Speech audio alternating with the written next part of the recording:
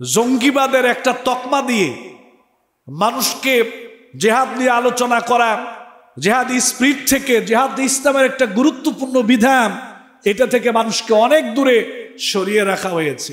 ওরা বলে উগ্রবাদ, জঙ্গিবাদ, চরমপন্থা, সন্ত্রাসবাদ। আসলে এগুলোর দ্বারা মূল উদ্দেশ্য হচ্ছে জেহাদ।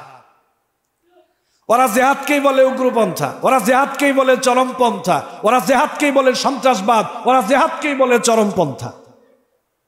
অথচ গত 2 দিন আগেও দেখলাম বাংলাদেশের এই যে গোপালগঞ্জ, এরকম বিশাল বড় বড় রামদা, ছুরি, অস্ত্র নিয়ে মহড়া দিচ্ছে, পাহারা দিচ্ছে, পত্রপত্রিকা, মিডিয়া সমান এগুলো প্রচার করলো।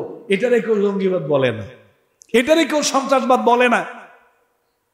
আসল সন্ত্রাসদেরকে উন্মুক্ত করে ছেড়ে দেওয়া হয়েছে, আসল জঙ্গিবাদদেরকে উন্মুক্ত করে ছেড়ে দেওয়া হয়েছে। কিন্তু ইসলামের একটা গুরুত্বপূর্ণ বিধান জিহাদ, এটা নিয়ে আলোচনা করা, এটা চিন্তা রাখা, শাহাদাতের তামান্না অন্তরে লালন পালন করা, এটাকে বলা হচ্ছে আজকে জঙ্গিবাদ। নাউযুবিল্লাহি মিন যালিক। ইসলামের সবচাইতে গুরুত্বপূর্ণ বিষয় হচ্ছে ইলম, জ্ঞান অর্জন করা। যদিও বাহ্যিকভাবে সমীকরণের দিক থেকে ইসলামের সবচাইতে গুরুত্বপূর্ণ বিষয় হচ্ছে ঈমান। ঈমানের চাইতে গুরুত্বপূর্ণ আর কোনো বিষয় নাই। কিন্তু আল্লাহ সুবহানাহু ওয়া তাআলা অন্য আরেকটা দৃষ্টিকোণ থেকে ঈমানের উপরেও ইলমের মর্যাদা দিয়েছেন, ইলমের সম্মান দিয়েছেন, ইলমকে প্রাধান্য দিয়েছেন। ইলমের গুরুত্বটা ঈমানের চাইতে এক দৃষ্টিকোণ থেকে বেশি। আল্লাহ সুবহানাহু ওয়া তাআলা এজন্য সর্বপ্রথম কোরআনুল কারীমের যে আয়াতে কারিমাগুলো নাজিল করেছেন, ওই আয়াতগুলো ঈমান সংক্রান্ত নয়, বরং ওই আয়াতগুলো হচ্ছে ঈমান সম্পর্কিত জ্ঞান নিয়ে, স্রষ্টা সম্পর্কিত জ্ঞান নিয়ে, রব সম্পর্কিত জ্ঞান নিয়ে, ইলম নিয়ে, জ্ঞানের উপরে আল্লাহ তাআলা সর্বপ্রথম সূরা আলাকের 5টি আয়াতে কারিমা নাজিল করেছেন। ইকরা বিস্মি রাব্বিকাল্লাযী খালাক, পড়ো তোমার রবের নামে যিনি সৃষ্টি করেছেন। এখানে কিন্তু আল্লাহ তাআলা বলতে পারতেন ঈমান আনয়ন করো তোমার সেই রবের প্রতি যে রব সৃষ্টি করেছেন, এটা কিন্তু বলেন না। আল্লাহ কিন্তু এটা বলতে পারতেন ঈমান আনয়ন করো সেই রবের প্রতি যে রব সৃষ্টি করেছেন, এ কথা আল্লাহ বলেন নাই। আল্লাহ বলছেন পড়ো সেই রবের নামে যিনি সৃষ্টি করেছেন। তার মানে রবকে জানার জন্য পড়ো, রবকে বোঝার জন্যই পড়ো। ঈমান আনয়ন করার আগে জানতে হবে কোন রবের প্রতি তুমি ঈমান আনয়ন করবা, ঈমান কেন আনয়ন করবা, ঈমান মানে কি। সর্বপ্রথম এই সম্পর্কে আগে তোমাকে জ্ঞান অর্জন করতে হবে, জানতে হবে। ফাআলাম আন্নাহু লা ইলাহা ইল্লাল্লাহ, কি সম্পর্কে জানবো? আল্লাহ বলছে লা ইলাহা ইল্লাল্লাহ, এই কালেমার সম্পর্কে আগে জানো, এই কালেমার সম্পর্কে আগে জ্ঞান অর্জন করো। কারণ এই কালেমা হচ্ছে ঈমানের কালেমা, এই কালেমা হচ্ছে কাফের মুশরিকদের মধ্যে পার্থক্য করার কালেমা, এই কালেমা হচ্ছে জান্নাত জাহান্নামের মধ্যে পার্থক্যকারী কালেমা, এই কালেমা হচ্ছে তোমাকে ঈমানদার হিসেবে প্রস্তুত করার কালেমা, এই কালেমা হচ্ছে তাওহীদের কালেমা, যে কালেমা তোমাকে দুনিয়াতে সম্মান দান করবে, মর্যাদা দান করবে, যে কালেমা তোমাদেরকে জান্নাতে নিয়ে যাবে। সর্বপ্রথম ওই কালেমার সম্পর্কে আগে জ্ঞান অর্জন করো, কালেমার সম্পর্কে আগে জানো। তার মানে আগে ঈমান নয়, আগে হচ্ছে ঈমান সম্পর্কে জানা। ফাআলাম আন্নাহু লা ইলাহা ইল্লাল্লাহ, আল্লাহ বলছে ঈমান আনয়ন করার আগে কালেমার সম্পর্কে আগে জানো, ঈমান সম্পর্কে আগে জানো, তাওহীদ সম্পর্কে আগে জ্ঞান অর্জন করো। আল্লাহকে আগে চেনো, আল্লাহকে আগে জানো, এটা তোমাদের উপরে প্রথম ফরজ। তাহলে জানতে হবে আগে। জানার নাম ইসলাম, জানার পরে মানার নাম ইসলাম। জানার নাম ইসলাম, জানার পরে মানার নাম ইসলাম।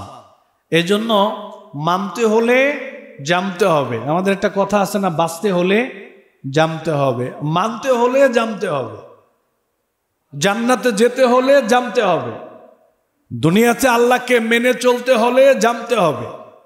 জানার আলাদা মর্যাদা। দেখেন, এই যে আমরা এখানে আজকে বসে আছি, আমরা এখানে সবাই ঈমানওয়ালা, সবাই আমরা মুসলিম, আমরা সবাই খেটে খাওয়া সাধারণ মানুষ। কিন্তু আপনারা এতগুলো মানুষ সামনে বসে আছেন, আমি আপনাদের সামনে আলোচনা করছি, আমি আপনাদেরকে নিয়ে কথা বলতেছি। কথা তো আপনাদেরও বলার কথা, কথা তো আপনারাও বলতে পারতেন, কিন্তু বলতে পারছেন না কেন? এই লাইনে আপনাদের পড়াশোনাটা আমার তুলনায় কিছুটা কম, আমি আপনাদের তুলনায় কিছুটা হলেও একটু বেশি হয়তো পড়াশোনা করেছি। এই জন্য আল্লাহ তাআলা আমাকে বলার সুযোগ দিয়েছেন, আপনারা বলতে পারতেছেন না, অথচ আপনাদেরও কিন্তু বলার কথা ছিল। তাহলে জ্ঞানের সম্মান, জ্ঞানের মর্যাদা আলাদা। এজন্য ঈমান আনয়ন করার আগে জানতে হবে, আল্লাহকে চিনতে হলে জানতে হবে, মানতে হলেও জানতে হবে। তাহলে এক নম্বর কাজ হচ্ছে আমাদের জানা, জানার বিকল্প নাই। নবী করিম সাল্লাল্লাহু আলাইহি ওয়াসাল্লাম বলেছেন, মুসলিম শরীফের মধ্যে আসছে, মান মাতা ওয়া হুয়া ইয়ালামু আন্নাহু লা ইলাহা ইল্লাল্লাহ দাখালাল জান্নাহ।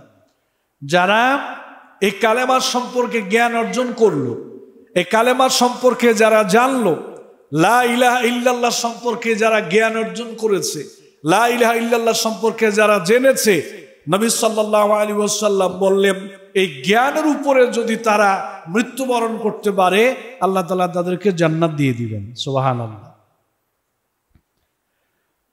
তাহলে কালেমার সম্পর্কে জানার উপরে জান্নাত নির্ভরশীল। এই কালেমার সম্পর্কে যদি আমি না জানি, তাহলে আপনাকে আমাকে আবার ধরা খেতে হবে। ধরাটা কোথায় খাবো?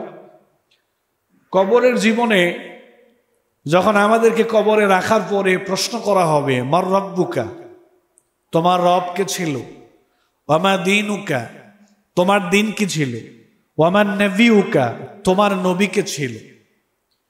এই প্রশ্নগুলোর উত্তর কিন্তু এখন আমরা সবাই জানি। আমার রব আল্লাহ, আমার দিন ইসলাম, আমার নবী মুহাম্মদুর রাসূলুল্লাহ সাল্লাল্লাহু আলাইহি ওয়াসাল্লাম, এটা আমরা সবাই জানি। কিন্তু জানার পরেও কবরে প্রশ্নের উত্তর সবাই আমরা দিতে পারবো না। কিছু কিছু মানুষ দিয়ে দিবে, আল্লাহ দেয়ার তৌফিক দিবেন, কিছু কিছু মানুষ আবার উত্তর দিতে পারবে না, যদিও আমরা এখন জানি। যারা উত্তর দিতে পারবে তারা বলবে রব্বি আল্লাহ, দীনুনা ইসলাম, নবিয়ুনা মুহাম্মদুর রাসূলুল্লাহ সাল্লাল্লাহু আলাইহি ওয়াসাল্লাম। অটোমেটিক্যালি তাদের জবান দিয়ে আল্লাহ তাআলা উত্তরটা বের করে দিবেন। তখন ফেরেশতারা তাকে জিজ্ঞেস করবে, ওয়ামা ইলমুকা, আরেক জায়গায় আসছে ওয়ামা ইউদরিকা। আচ্ছা, এই যে তুমি প্রশ্নগুলোর উত্তর দিয়ে দিলা, এটা জানলা কেমনে? কথাটা খেয়াল করেন। কবরে প্রশ্ন করার পরে যারা উত্তর দিয়ে দিতে পারবে তাদেরকে জিজ্ঞেস করা হবে, এটা তুমি জানলা কেমনে, কিভাবে জেনেছ? তখন সে বলবে, করাতু কিতাবাল্লাহ, আমি আল্লাহর কিতাব পড়েছিলাম, জ্ঞান অর্জন করেছিলাম, ঈমান সম্পর্কে জেনেছিলাম, আল্লাহ সম্পর্কে আমি জেনেছিলাম, তাওহীদ সম্পর্কে আমি জেনেছিলাম, জ্ঞান অর্জন করেছিলাম। করাতু কিতাবাল্লাহ, আল্লাহর কিতাব পড়েছিলাম, আল্লাহর কিতাব পড়ে আমি জেনেছি, আজকে আল্লাহ তাআলা আমাকে উত্তর দেওয়ার তৌফিক দিয়েছেন। আর আপনার মতো আমার মতো আল্লাহ না করুন, এক শ্রেণীর মানুষকে যখন জিজ্ঞেস করা হবে, আমার রব্বুকা, তোমার রব কি ছিল, ওমা দীনুকা, তোমার দিন কি ছিল, ওমান নবিউকা, তোমার নবী কে ছিল, যদিও আমরা এখন জানি, আমরা বলবো হা হা, লা আদরি, লা আদরি, হায় আফসোস, হায় আফসোস, আমি এগুলো কিছুই জানি না। নাউযুবিল্লাহি মিন যালিক। এখন তো সবাই জানি, ছোট্ট ছোট্ট বাচ্চাও জানে আমার রবকে, ছোট ছোট বাচ্চারা বলতে পারবে আমাদের দিন কি, ছোট ছোট বাচ্চারাও বলতে পারবে আমার নবীকে। কিন্তু এখন যদি আমি মারা যাই, ৩-৪ ঘন্টা পরে যখন আমাকে কবরে দাফন করা হবে, রাখা হবে, এই ৩-৪ ঘন্টার ব্যবধানে আমি কথাগুলো ভুলে যাব। হায় আফসোস, হায় আফসোস, আমি জানি না, আমি জানি না। তো জানো না কেন? আলাম ইয়াতিকুম রাসূলুম মিনকুম ইয়াতলুনা আলাইকুম আয়াতি রাব্বিকুম, জানো না কেন তোমাদের কাছে কি কিতাব ছিল না? কিতাব কি তোমরা পড়ো নাই? কোরআন কি তোমরা পড়ো নাই? নবীর দিন সম্পর্কে তোমরা জানো নাই? তোমাদের কাছে কি কোনো নবী রাসূল যায় নাই?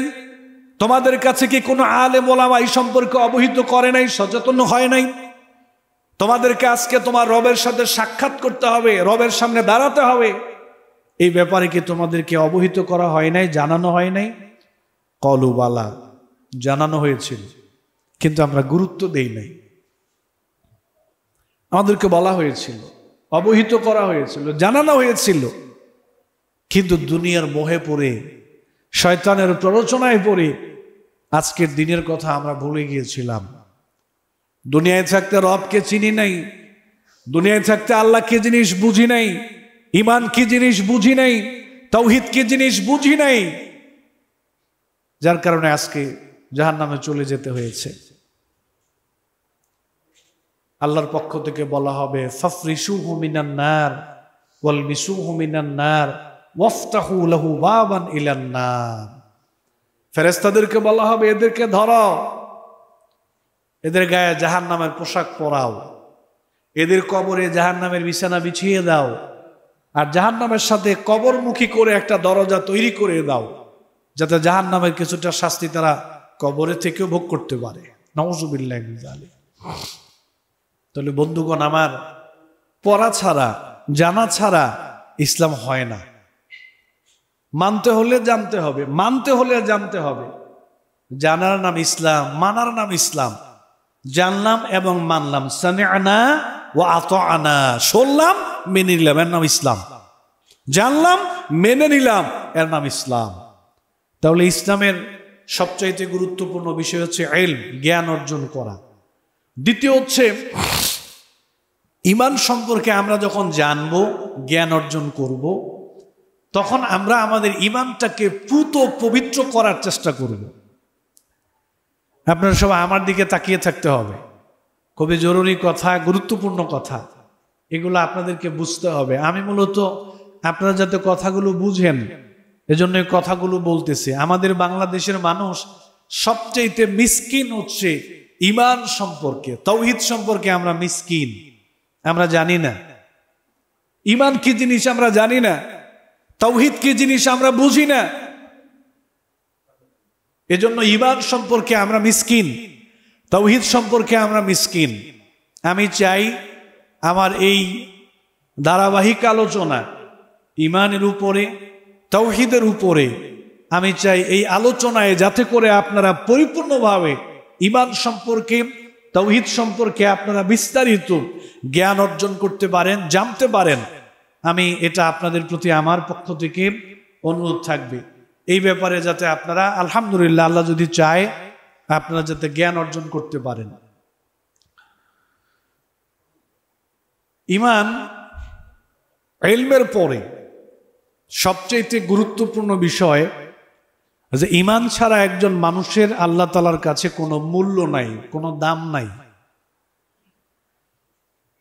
5 পয়সার কোনো মূল্য আল্লাহ তাআলার কাছে নাই ঈমানবিহীন, ঈমান ছাড়া। নবী সাল্লাল্লাহু আলাইহি ওয়াসাল্লাম বলেছেন, লা তাদখুলুল জান্নাতা লা তাকুমুস সাআতু হাত্তা লা ইউকালা ফিল আরদি আল্লাহ আল্লাহ।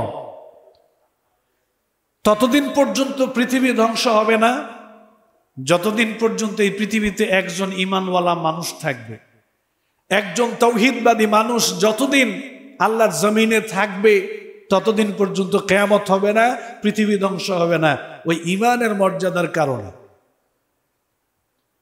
আল্লাহ তাআলার কাছে ঈমানের এত মূল্য, এত দাম, ঈমানদারদের এত বেশি মূল্য, ঈমানদারদের সম্মানে, ঈমানের মর্যাদার কারণে আল্লাহ তাআলা পৃথিবী ধ্বংস করবে না। তার মানে এই পৃথিবী সেই দিন ধ্বংস হয়ে যাবে যেদিন এই পৃথিবীতে ঈমানওয়ালা কোনো মানুষ থাকবে না, তাওহীদবাদী কোনো মানুষ থাকবে না, আল্লাহকে ডাকার মতো কোনো মানুষ যেদিন জমিনে থাকবে না, কিয়ামত হয়ে যাবে।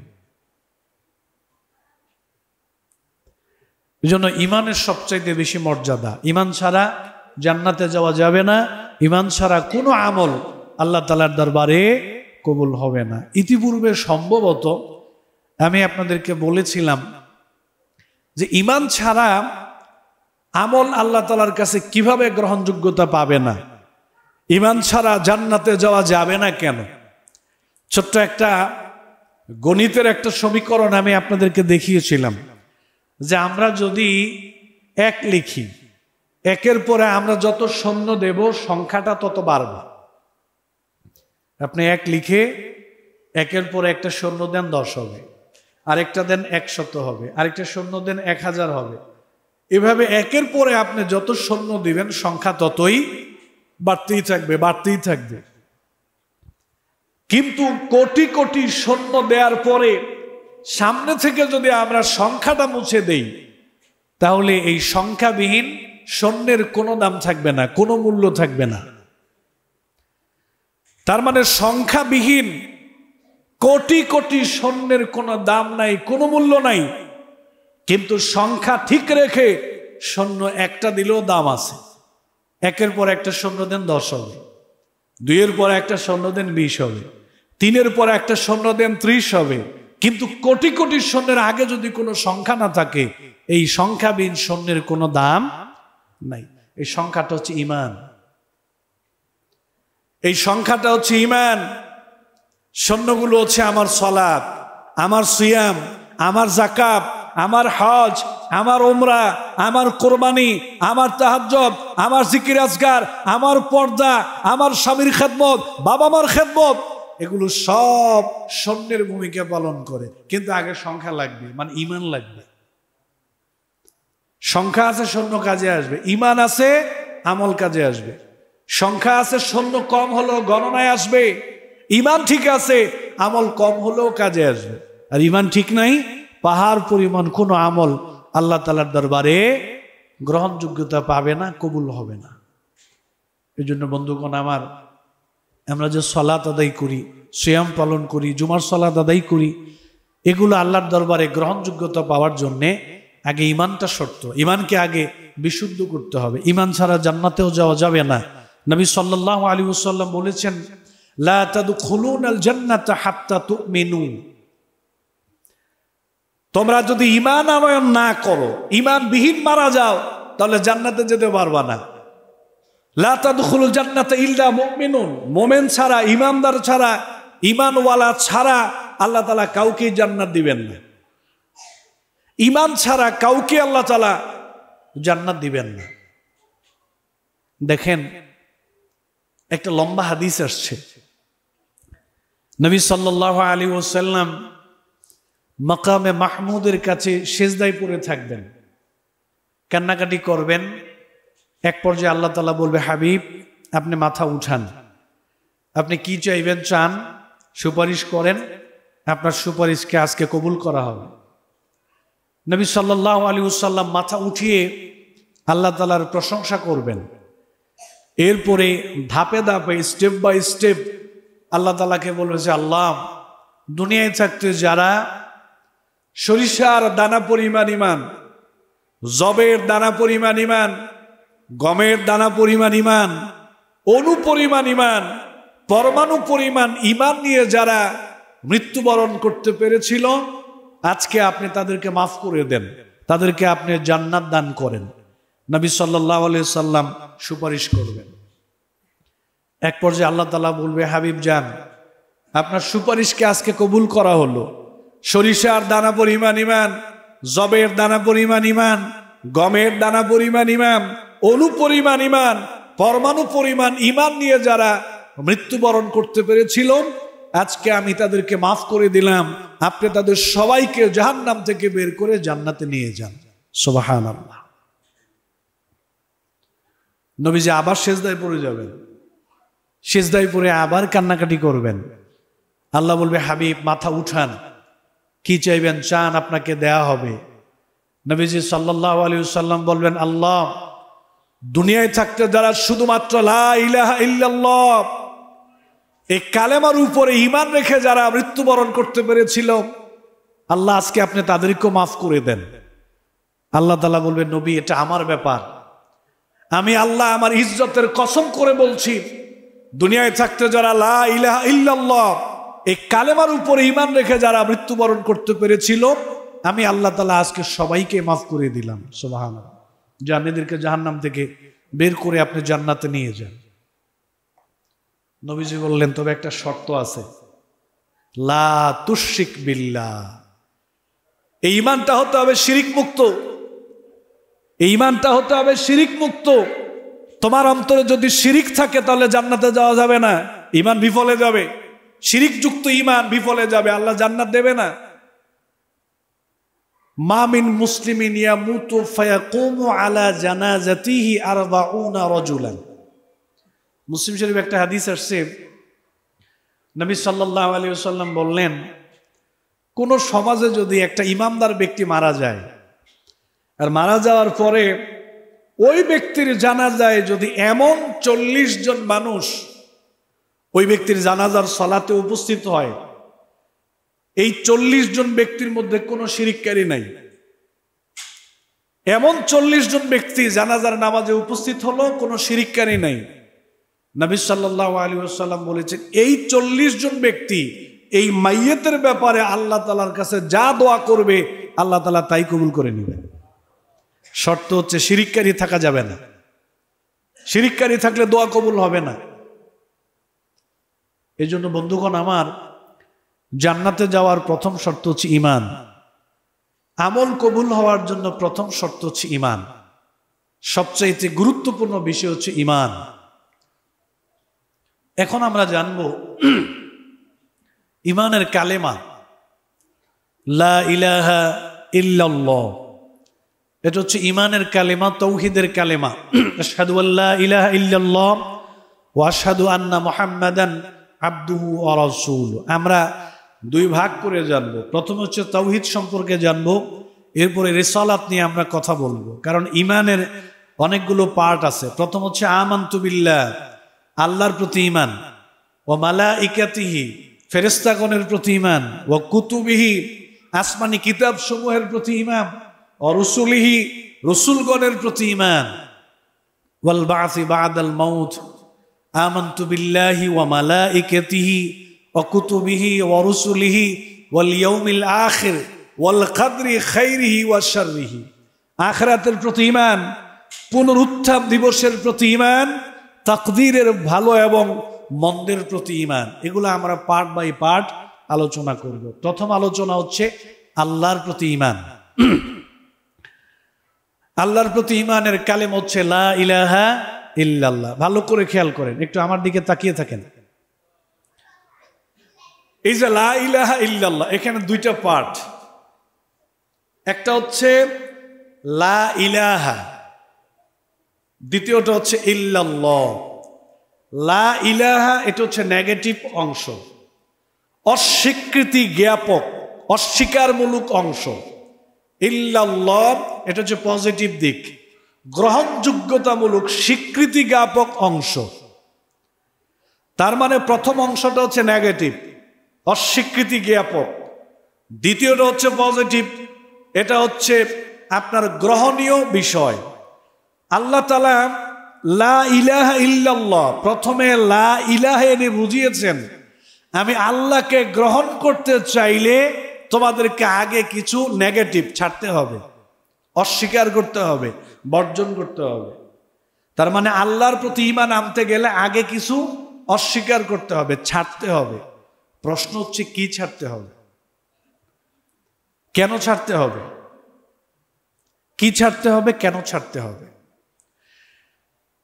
সূরা বাকারার 256 নং আয়াতে আল্লাহ তাআলা জানিয়ে দিলেন, ফামাই ইয়াকফুর বিত-তাগুত ওয়া ইউমিন বিল্লাহ ফাকাদ ইসতামসাকা বিল উরওয়াতিল উসকা লা ইনফিসামা লাহা। তোমরা যারা আল্লাহর প্রতি ঈমান আনয়ন করতে চাও, ঈমান আনয়ন করার পূর্বে তোমাদের কাজ হচ্ছে লা ইলাহা, মানে সমস্ত তাগুতি শক্তিকে আগে অস্বীকার করা। ওই যে প্রশ্ন করেছিলাম কি অস্বীকার করব, আল্লাহ উত্তর দিচ্ছেন, ঈমান আনয়ন করার পূর্বে তোমাদের কাজ হচ্ছে সমস্ত তাগুতি শক্তিকে আগে অস্বীকার করা। আরেক জায়গায় আসছে শুধু অস্বীকার করলে হবে না, ওয়ালাকাদ বাআসনা ফি কুল্লি উম্মাতির রাসূলা আন ইবুদুল্লাহা ওয়াজতানিবুত তাগুত। আল্লাহ বললেন, ইতিপূর্বে সমস্ত নবী রাসূলগণের কাছে আমি সমস্ত নবী রাসূলগণ স্ব কওমের নিকটে এই দাওয়াত দিয়েছে, তোমরা এক আল্লাহর প্রতি ঈমান আনয়ন করো, এক আল্লাহর গোলামীকে মেনে নাও, আর সমস্ত তাগুতি শক্তিকে তোমরা অস্বীকার করো, বর্জন করো। তাহলে আল্লাহর প্রতি ঈমান আনয়ন করার আগে তাগুতকে অস্বীকার করতে হবে, তাগুতকে বর্জন করতে হবে। এখন আরেকটা প্রশ্ন হচ্ছে, তাগুত মানে কি?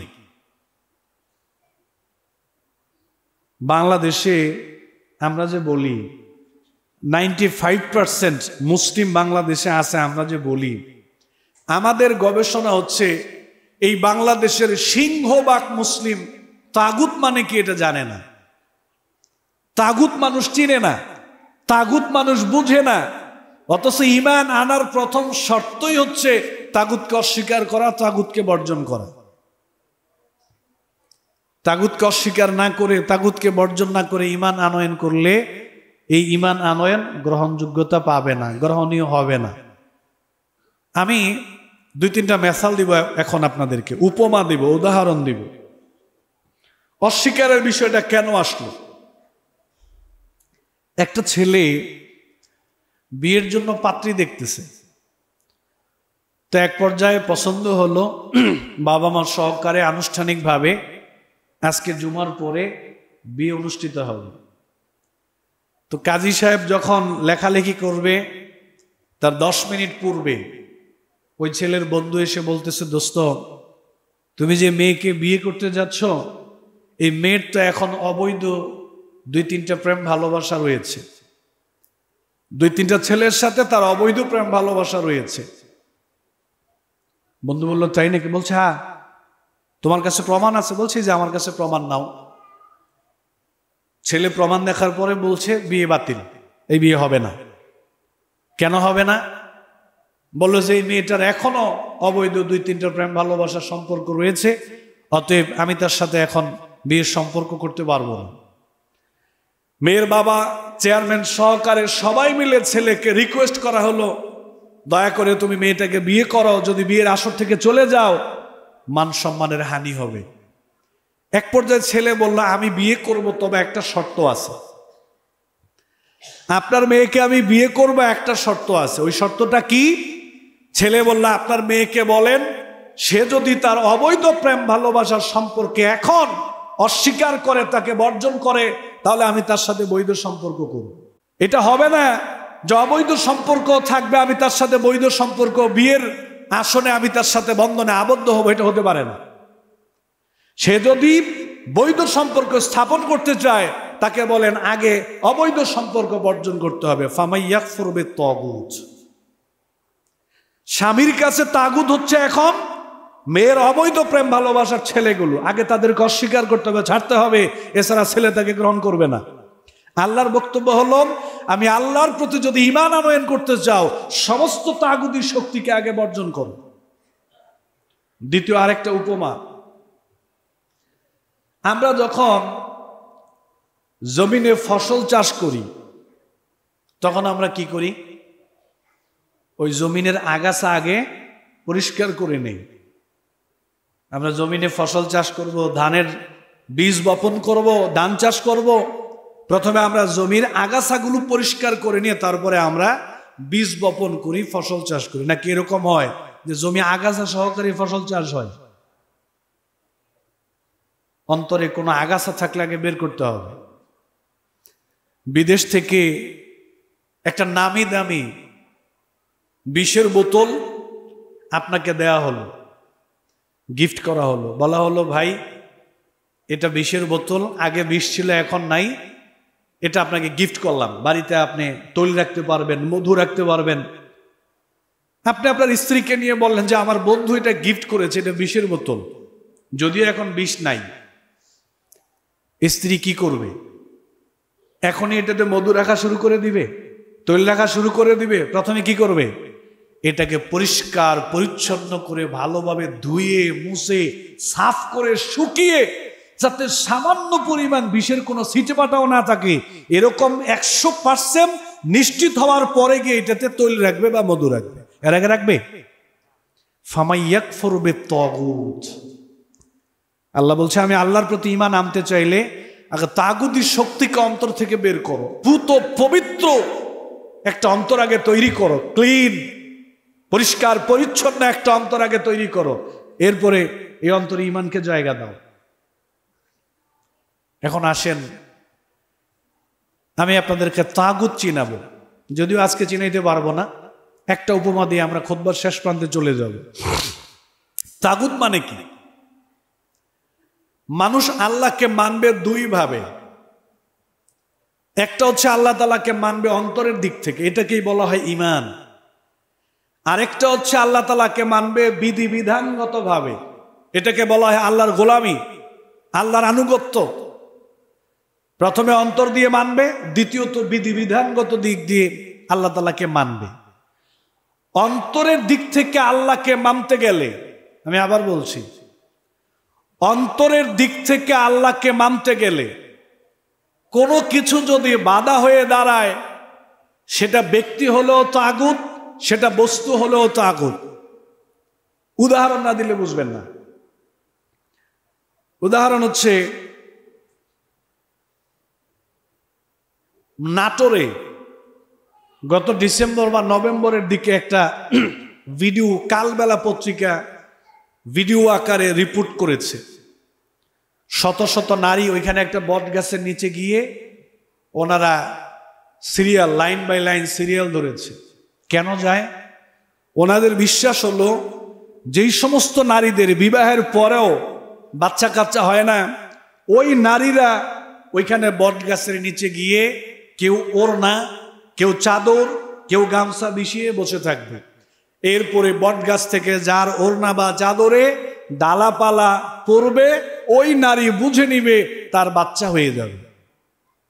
এই বিশ্বাস নিয়ে নারীরা ওইখানে যায়, ওই বট গাছের প্রতি বিশ্বাস এনেছে, এই বট গাছের ডালা বা পাতা আমার ওড়নায় পড়লে বাচ্চা হবে। এবার আমি জিজ্ঞেস করতে চাই, বাচ্চাদের মালিক কে? লা ইলাহা ইল্লাল্লাহ। আল্লাহ ছাড়া সন্তান দেওয়ার ক্ষমতা কারোরই নেই, এটা না ঈমান। এই অন্তরে এককভাবে আপনাকে জায়গা দিতে হবে যে সন্তান দেওয়ার মালিক হচ্ছে আল্লাহ। ছেলে দিলেও আল্লাহ দেন, মেয়ে দিলেও আল্লাহ দেন, না দিলে কেউ দেয় না, না দিলে আল্লাহই দেন না। দেওয়ার ক্ষমতা দুনিয়াতে কারোরই নেই, দেওয়ার ক্ষমতা কারোরই নেই, এটার নাম ঈমান। এখন এই ঈমানটা বাধা দিচ্ছে বটগাছ। আমি বটগাছের উপরে বিশ্বাস করলাম, যা বটগাছের ডালা পড়লে আমার বাচ্চা হবে। এই বটগাছ তাগুতের ভূমিকা পালন করছে। এই বটগাছের উপরে এই বিশ্বাস রেখে লা ইলাহা ইল্লাল্লাহ বললে এটা আরশে আজিমে পৌঁছবে। আগে বটগাছের উপর থেকে বিশ্বাস উঠাও।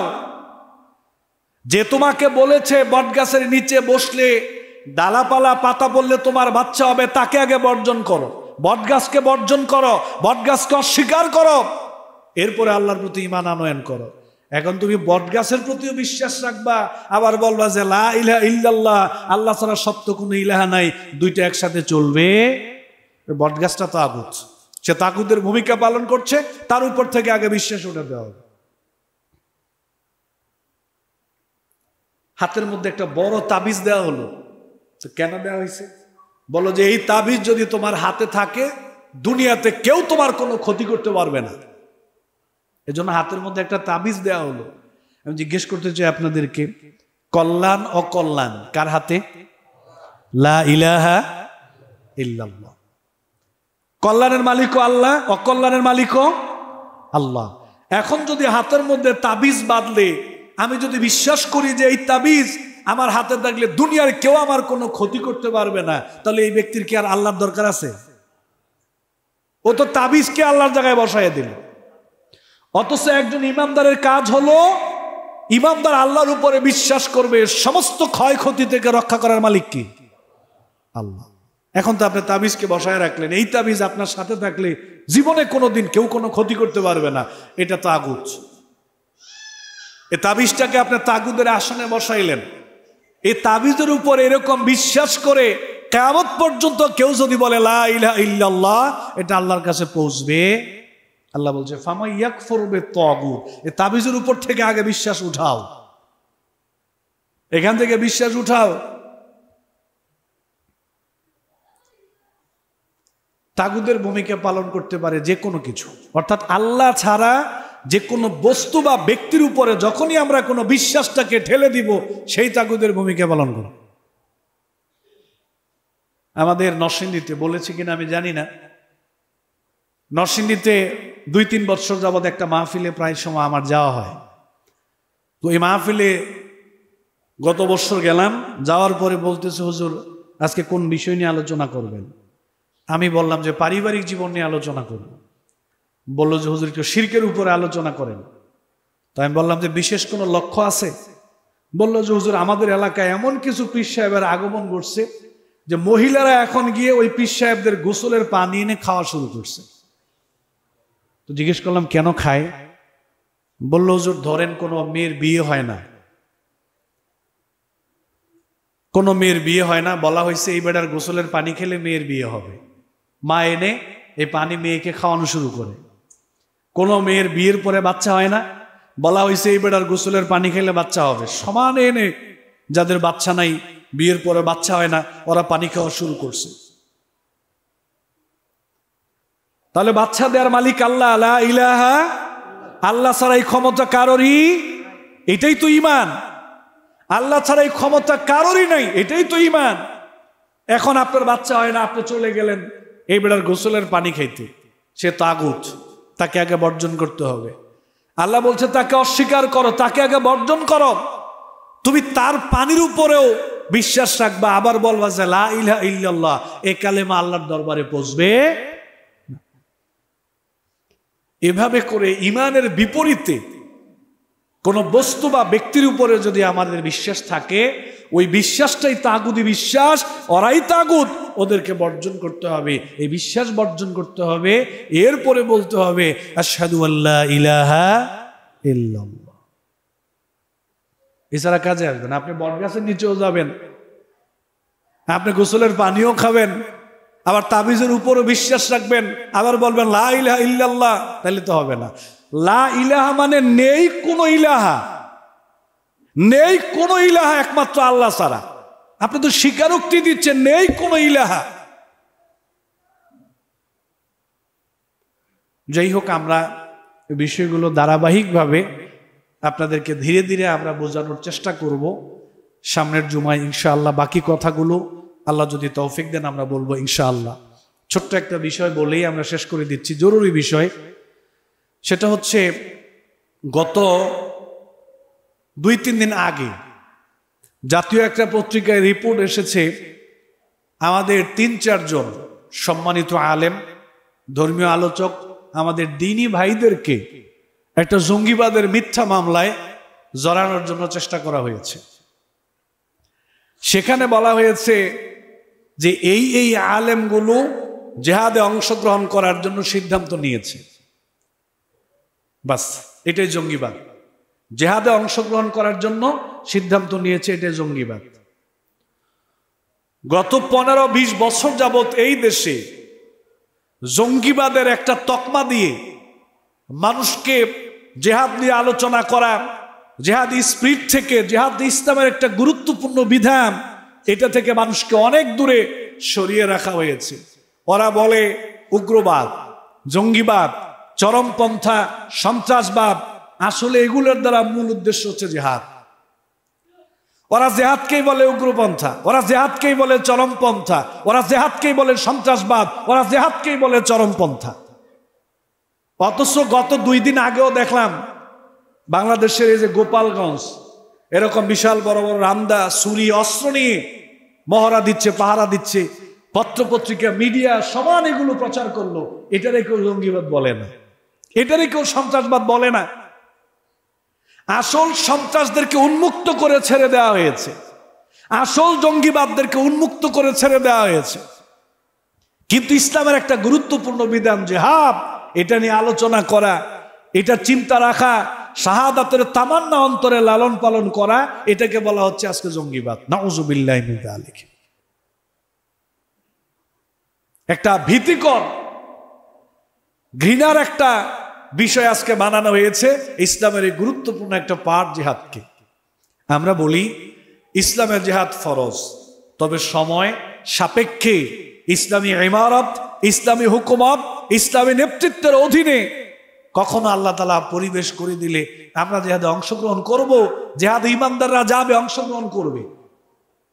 কিন্তু এটাকে ঘৃণার বস্তু, ভীতিকর একটা অবস্থা আজকে কুফফাররা সৃষ্টি করার চেষ্টা করছে। এই জন্য এই কথা বলার উদ্দেশ্য হলো, আপনাদেরকে এই কথা বলার উদ্দেশ্য হলো, এইটা কুফফার শক্তিদের একটা তোপ, ইসলামকে দমিয়ে রাখা, ইসলামী শাসন ব্যবস্থা, ইসলামী হুকুমত, পুরো পৃথিবী আবার ইসলামের নিয়ন্ত্রণে আসবে, মুসলিমদের নিয়ন্ত্রণে আসবে, তারা এটা জানে। এখন তারা চিন্তা করলো মুসলিমদেরকে কিভাবে শাসন করা যায়, এর চেয়ে সর্বোত্তম পন্থা তাদের কাছে হলো মুসলিমদেরকে জিহাদ থেকে দূরে রাখো, জিহাদি স্পিরিট থেকে দূরে রাখো। ওরা জিহাদকে সবচেয়ে বেশি ভয় পায়।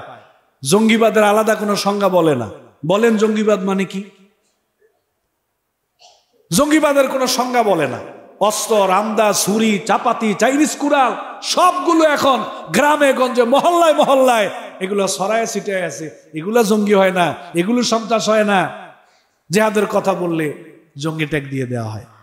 এখন আপনাদের দায়িত্ব হচ্ছে এই কথাগুলো আমলে নেওয়া যাবে না, এটা কাফেরদের কথা। একজন মুসলিম হিসেবে এই কথা অন্তরে আমলে নেওয়া যাবে না। আমরা জিহাদকে ভালোবাসি, পছন্দ করি, শাহাদাতে আমাদের অন্তরের তামান্না, শহীদ মৃত্যু আমাদের তামান্না, কিন্তু আমরা সন্ত্রাসবাদকে ঘৃণা করি। সন্ত্রাস হারাম, চরমপন্থা হারাম, এগুলোকে আমরা ঘৃণা করি। আমরা সব সময় সন্ত্রাসবাদের বিপক্ষে, ইসলাম সন্ত্রাসবাদের বিপক্ষে। তো আমাদের জিহাদ এই বিষয়টাকে তারা যেভাবে ঘৃণিত একটা বিষয় হিসেবে আজকে জাতির সামনে তুলে ধরছে, এই ব্যাপারে আপনারা সজাগ সচেতন থাকবেন। এই জঙ্গিবাদের পুরনো নাটক আবার বাংলাদেশে শুরু করা হচ্ছে। জানি না এই দুঃসাহস কারা দেখাচ্ছেন, তাদের জন্য হেদায়েতের দোয়া করি আমরা আল্লাহর কাছে, হেদায়েতের দোয়া করছি আল্লাহ সুবহানাহু ওয়া তাআলার কাছে। দ্বিতীয়ত তাদেরকে আমরা সচেতন করতে চাই, সোচ্চার করতে চাই, বাংলাদেশের মানুষ এই নাটক আর খাবে না। অতএব আপনারা আপনাদের জায়গা থেকে সাবধান হয়ে চলাফেরা করুন। এই বাংলাদেশ ইসলামের দেশ, বাংলাদেশ মুসলিমদের দেশ। এই বাংলাদেশ হিন্দু, বৌদ্ধ, খ্রিস্টান, মুসলিম সবাই মিলে আমাদের বাংলাদেশ। অতএব বাংলাদেশকে নিয়ে সকল ষড়যন্ত্র থেকে বিরত থাকার জন্য আমরা আহ্বান জানাচ্ছি। আল্লাহ তাআলা কবুল করুন।